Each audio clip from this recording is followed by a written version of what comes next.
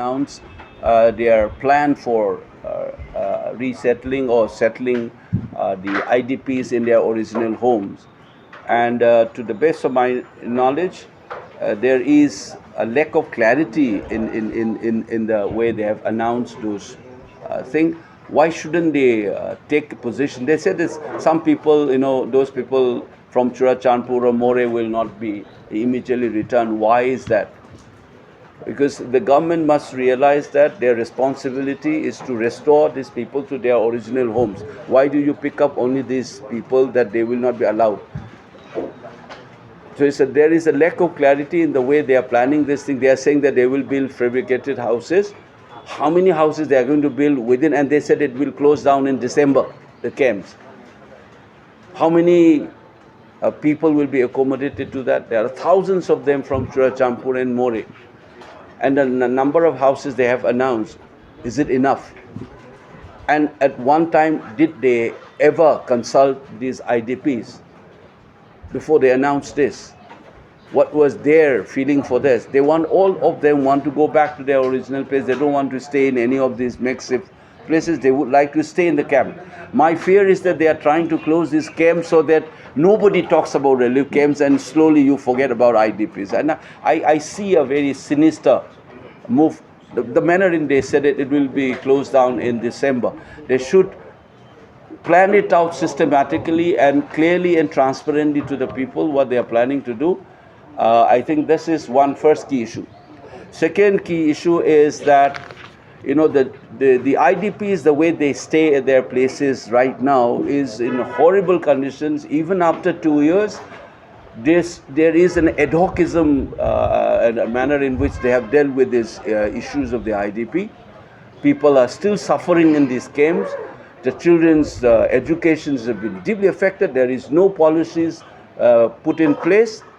The health issues, the living condition is horrible. I have visited a lot of them. There are small things that people like me and many of the civil society groups and individual members are helping them.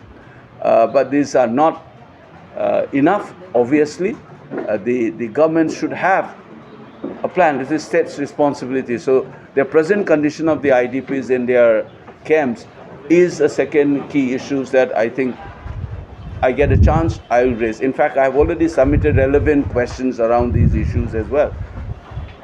Now, the third issue is, they said that there is no buffer zones, but the fact is that there is still free movement is not allowed. Article 15 allows every citizen to have free movement, freedom of movement, and there is an implicit rationalization of this communally founded division in the name of buffer zone, though they said that it's not. You must have seen I tried to visit a place which is under my constituency. They did not allow. So I think this is the third issue, the question of free movement, buffer zone, that not allowing people to move freely. This is against the constitution.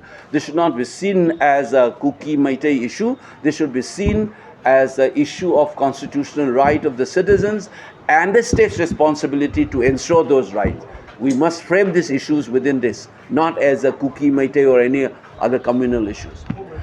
Fourth, last issue is that there are a lot of misgovernance and things we've discovered during the DISA meeting, which I as an MP chair it. For instance, there is this water tape connections, which is beneficiaries' names are listed in thousands. But on the ground, there is no connection whatsoever. So this is like a scandal. And I think these governance-related issues shall be raised in the forthcoming parliament. All the four key issues, whether it is through the questions or on the floor of the House, wherever I get an opportunity, I'll be raising these issues. Thank you. Sir, just one question. Some people of the state want popular government. Amid this situation, some national media have reported about the possibility of extending the president rule. So as an MP from the state, how will you react if the president rule is extended?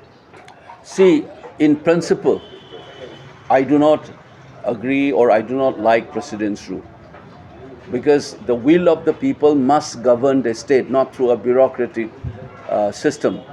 In fact, we must recollect that Dr. Ambedkar, himself was very cautious about Article 356. That's why he inserted Article 355 as a precondition, so that the 356 is invoked on a concrete, certain specific condition. And similarly, Sarkaria Commission has commented on this. So, President rule is antithetical to the spirit of the Indian Constitution. Even if it is there, that's why I said at the rarest moment, it should not be whimsically extended. Anytime popular government is better in a democratic system.